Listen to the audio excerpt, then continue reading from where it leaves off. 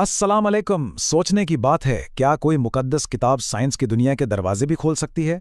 आज हम कुरान और ज़िंदगी के मुताले के बीच एक बहुत ही दिलचस्प ताल्लुक को समझने की कोशिश करेंगे। तो चलें देखते हैं कि ये सफ़र हमें कहाँ लेकर जाता है। ज़रा तस्सवर करें कि एक मुकद्दस किताब सिर्फ अकीदे की बात ना करे, बल्कि एक साइंसदान की तरह कायनात को खोजने और परखने की दावत दे। यही वो सवाल है जो आज हमारे इस तज्ज़िये की बुनियाद है, और ये वाकई सोच के नए दरवाजे खोलता है। कुरान में बार बार इंसान को दावत दी गई है कि वो कुदरती दुनिया का मुशाहिदा करे, उस पर गहराई से सोचे और बाकायदा तहकीक करे।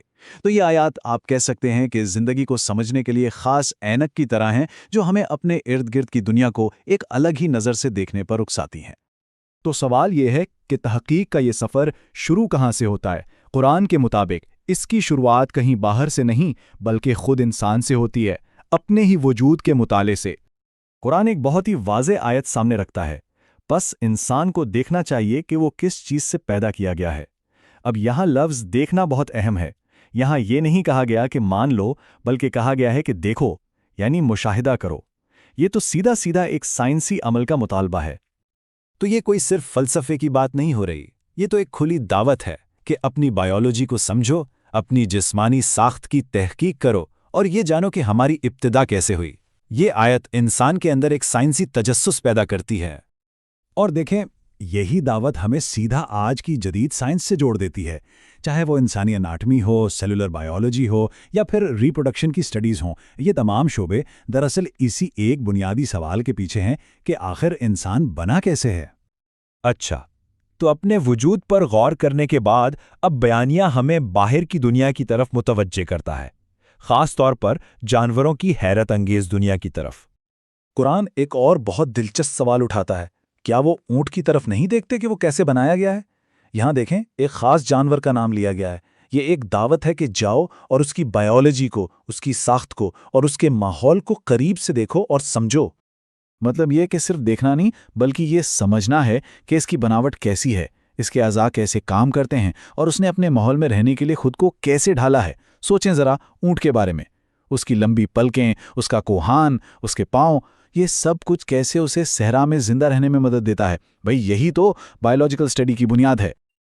अब यहां से बात एक कदम और आगे जाती है। एक जानवर से निकलकर फोकस अब पूरी जमीन के इकोसिस्टम पर आ जाता है।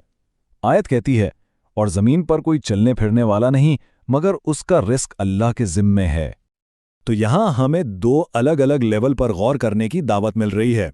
एक तरफ है माइक्रो लेवल, यानी एक जानवर को देखना, जैसे ऊंट की मिसाल है, और दूसरी तरफ है मैक्रो लेवल, यानी पूरे निज़ाम को समझना कि कैसे हर जानदार को रिस्क मिलता है, कैसे फूड चेन काम करती है और कैसे तमाम जानदार एक दूसरे पर इन्हिसार करते हैं। और अगर हम इन दोनों दावतों को मिलाकर देखें तो ये हमें आज की किन किन साइंसेस की तरफ ले जाती हैं। ज़ूओलॉजी, अडैप्टिव बायोलॉजी, इकोलॉजी और यहाँ तक कि न्यूट्रिशन साइंस तक। ये सब इस बात पर जोर देती हैं कि अपने इर्द गिर्द की दुनिया का मुताला करना कितना ज़रूरी है। अच्छा, तो ये बार बार मुशाहिदे की, गौर व फिक्र की दावत क्यों दी जा रही है? आखिर इस सब के पीछे बुनियादी फ़लसफ़ा क्या है? इस सारे अमल की बुनियाद क्या है? तो ये जो बार बार कहा जा रहा है कि देखो, मुशाहिदा करो, गौर करो, आखिर इस पर इतना जोर क्यों है? इस क्यों का जवाब ही इस पूरे नुक्ता नज़र को समझने की चाबी है। इसका जवाब एक और सवाल की सूरत में मिलता है, और वो सवाल ये है, कह दीजिए, क्या वो जो जानते हैं और वो जो नहीं जानते बराबर हो सकते हैं? अब ये सिर्फ एक सवाल नहीं है, ये इल्म की अहमियत को वाज़े कर रहा है और इल्म हासिल करने के अमल को एक बहुत ऊंचा मुकाम दे रहा है। यानी इल्म हासिल करना सिर्फ एक दुनियावी ज़रूरत नहीं, इसे एक मजहबी कदर करार दिया गया है। और यही वो सोच है जो साइंसी तहकीकी बुनियाद बनती है ना? सवाल उठाना, मुशाहिदा करना और फिर शवाहिद की बुनियाद पर किसी नतीजे पर पहुंचना, ये सब उसी असूल से जुड़ा है कि इल्म की तलाश खुद एक काबिल कद्र अमल है। तो चलें, अब इन सारी बातों को समेटते हैं और देखते हैं कि इस पूरे सफ़र का हासिल क्या है। तो ये एक तरह का फिक्री सफ़र था, है ना?